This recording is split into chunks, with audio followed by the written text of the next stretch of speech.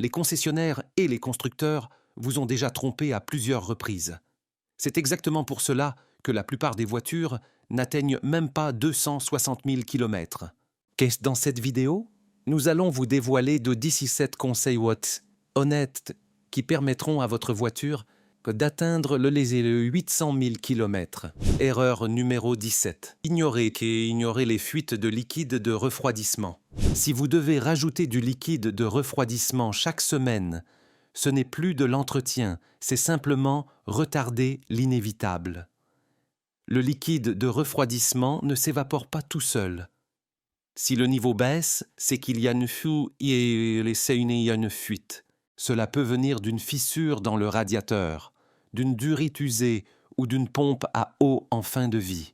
Mais souvent, la cause est cachée, comme un échangeur de chauffage qui fuit sous le tapis ou une micro-fissure dans le joint de culasse, laissant passer de la vapeur dans l'échappement.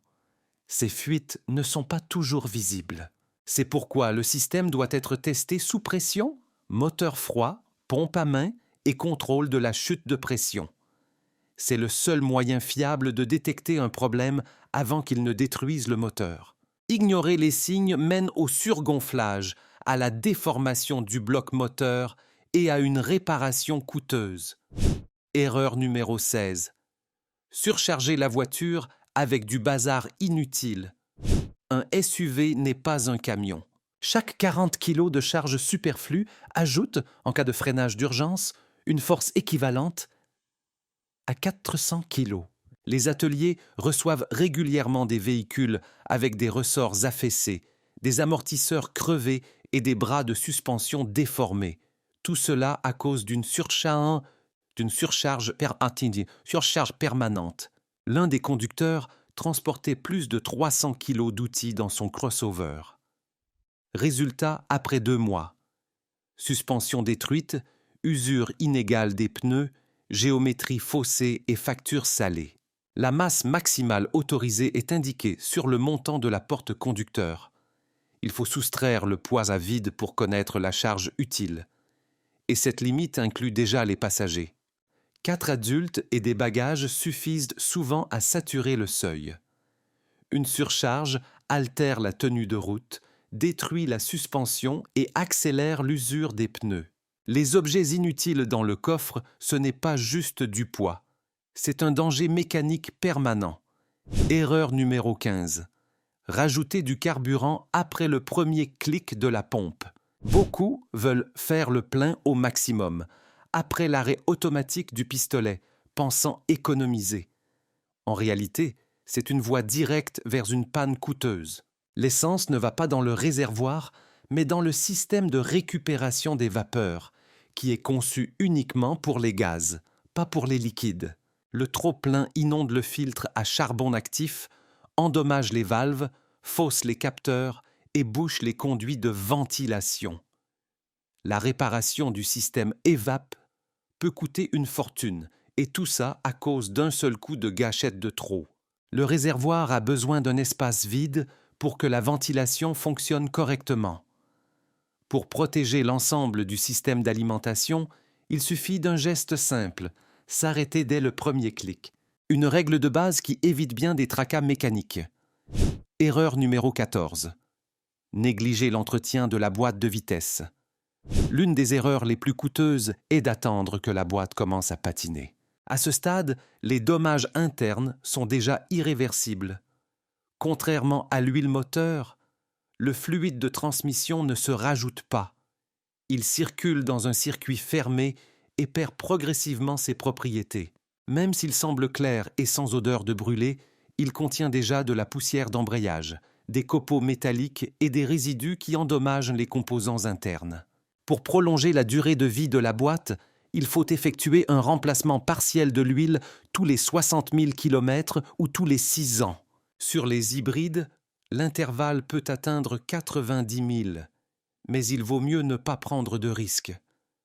Un rinçage complet ne doit être effectué que si l'entretien a été fait régulièrement. Utilisez toujours un fluide d'origine recommandé par le constructeur. Erreur numéro 13. Freinez brusquement au lieu de ralentir en douceur. Un freinage tardif n'est pas un signe de confiance, mais une voie directe vers la surchauffe du système de freinage. À chaque appui brutal sur la pédale, les disques atteignent des températures de 600 degrés Celsius et plus. Cela provoque des déformations, le glaçage des plaquettes et l'ébullition du liquide. Résultat, vibrations, grincements et perte d'efficacité. Pour prolonger la durée de vie des freins, il suffit de relâcher l'accélérateur à l'avance et d'utiliser le frein moteur dans les descentes. Cette conduite permet de doubler la longévité des disques et de réduire les coûts d'entretien. Lors de l'achat de plaquettes, privilégiez des pièces de qualité, d'origine ou de marque reconnue, et non des copies bon marché qui usent rapidement les disques et produisent des bruits désagréables. Économiser sur les freins, c'est toujours reculer pour mieux payer. Erreur numéro 12. Remplacez trop rarement le liquide de refroidissement. Les culasses en aluminium moderne commencent à se déformer dès 110 degrés Celsius. Un seul épisode de surchauffe peut entraîner la rupture du joint de culasse, une fuite et une révision moteur complète. Beaucoup d'automobilistes ignorent l'aiguille de température, espérant rentrer à la maison. Espérant, mais si le moteur bout, la seule bonne décision est de s'arrêter immédiatement et d'appeler une dépanneuse. Pour éviter cela, le liquide de refroidissement doit être entièrement remplacé tous les 3 à 5 ans selon sa composition. Il est aussi essentiel de vérifier le niveau chaque mois et de ne jamais mélanger différents types. Les couleurs ne sont pas que décoratives, elles reflètent des compositions chimiques distinctes. Utiliser un mélange inapproprié peut provoquer de la corrosion, détruire les joints et obstruer le radiateur. Et si le moteur surchauffe, préparez-vous à une facture salée chez le garagiste. Erreur numéro 11. Remplacement rare de l'huile selon les intervalles usines. Les recommandations des constructeurs sont faites pour que le moteur tienne jusqu'à la fin de la garantie, mais pas au-delà. Mais partout. En usage urbain, l'huile se dégrade bien plus vite, surtout avec les trajets courts, les démarrages brusques et les embouteillages. Au moment prévu par le calendrier, des dépôts sont déjà formés, les conduits se bouchent et la lubrification se détériore. Lors de l'ouverture du moteur, on trouve des traces de surchauffe, de la calamine et des canaux obstrués. Pour éviter l'usure, l'huile doit être changée tous les 5000 km.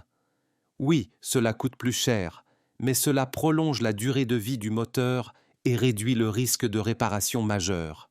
Aucun additif ne corrigera les conséquences d'un remplacement tardif. Erreur numéro 10. Faire chauffer le moteur trop longtemps au ralenti. Beaucoup pensent qu'il faut laisser le moteur tourner 10 minutes à l'arrêt pour le réchauffer. En réalité, cette habitude est nocive et accélère l'usure. Lorsque le moteur tourne au ralenti, le carburant imbrûlé enlève le film d'huile des parois des cylindres. Cela entraîne une perte de compression, des rayures internes et une dilution de l'huile. Même la meilleure huile synthétique devient un liquide sale. Le vrai réchauffement se produit en roulant. 30 secondes après le démarrage, il faut commencer à rouler doucement, sans accélération brusque. Cela permet à l'huile de chauffer plus vite, réduit la consommation et protège les composants internes. Chauffer en roulant est plus sûr, plus rapide et plus économique que rester à l'arrêt. Erreur numéro 9. Ignorer les bruits inhabituels. Tout bruit étrange n'est pas un simple fond sonore. C'est un signal qu'un problème commence. Grincement, cliquetis, sifflement ou bruit sourd. Ce sont les premiers signes d'un dysfonctionnement qu'on peut souvent réparer facilement. Mais la plupart des conducteurs montent le son de la radio et continuent à rouler. Résultat, une petite anomalie devient une grosse panne. Un sifflement de courroie peut mener à un alternateur à changer. Un clac dans la suspension? Peut-être un joint de cardan usé qui finira par casser l'arbre de transmission. Même un léger tic-tic peut signaler un manque d'huile et user les poussoirs hydrauliques ou l'arbre à cames. Dès qu'un bruit apparaît, Notez quand il se produit, moteur froid ou chaud, sur les bosses ou à l'accélération. Plus tôt vous intervenez, plus les réparations seront simples et peu coûteuses. Ignorer les symptômes, c'est s'exposer à une casse majeure. Erreur numéro 8. Gardez le pied sur la pédale d'embrayage. Sur la pédale. Appuyer légèrement sur l'embrayage peut sembler anodin, mais cela use prématurément toute la transmission.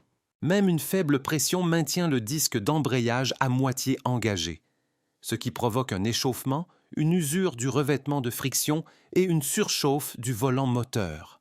Si l'on conduit comme ça régulièrement, l'embrayage peut lâcher dès 40 000 km. Pour prolonger sa durée de vie, il faut retirer complètement le pied de la pédale lorsqu'on ne change pas de vitesse. Au feu rouge, on passe au point mort. En côte, on utilise le frein à main, pas l'embrayage.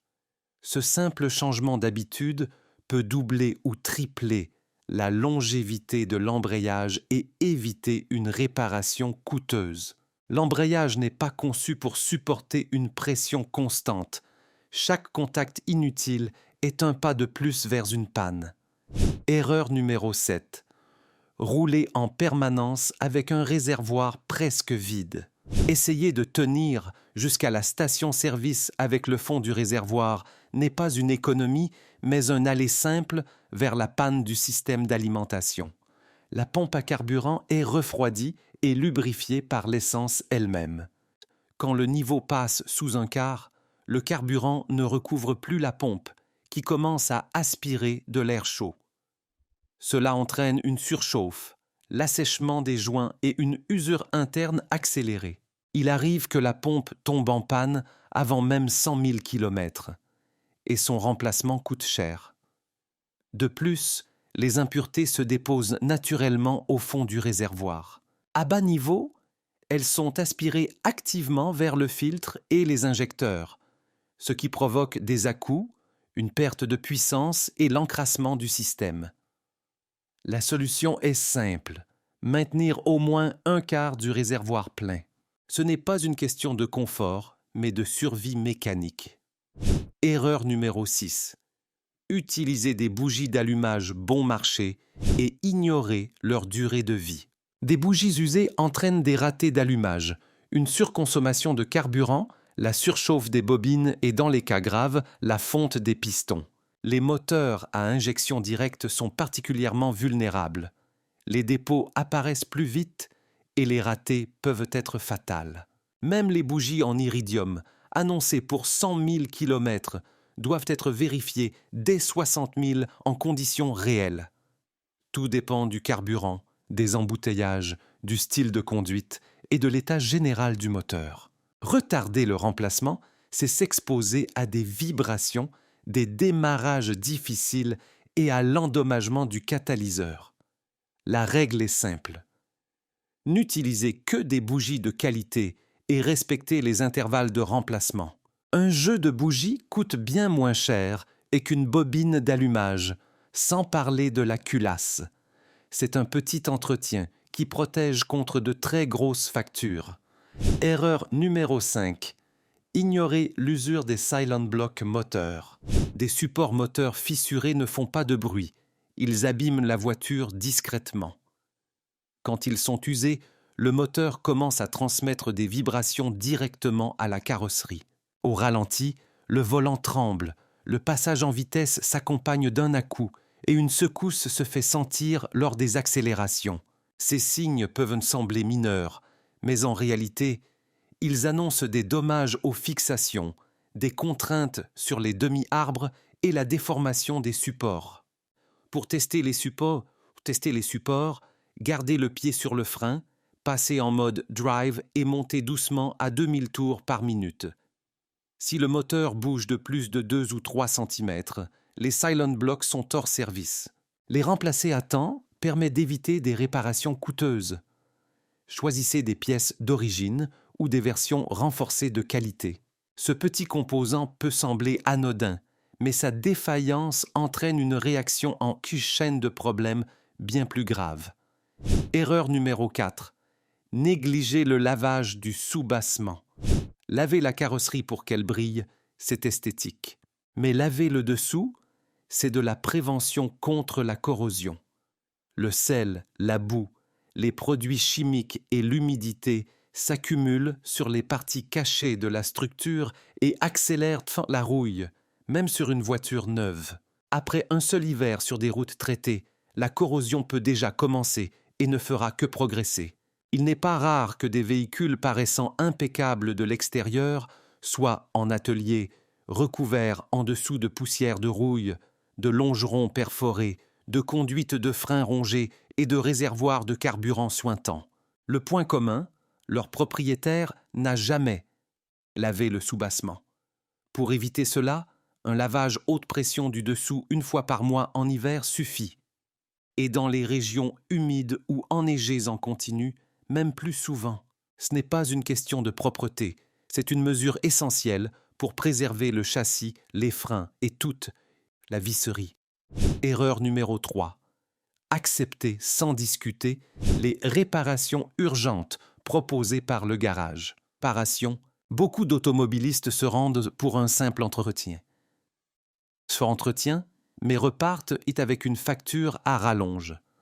Lavage de circuit, remplacement, diagnostic, tout présenté comme urgent et indispensable.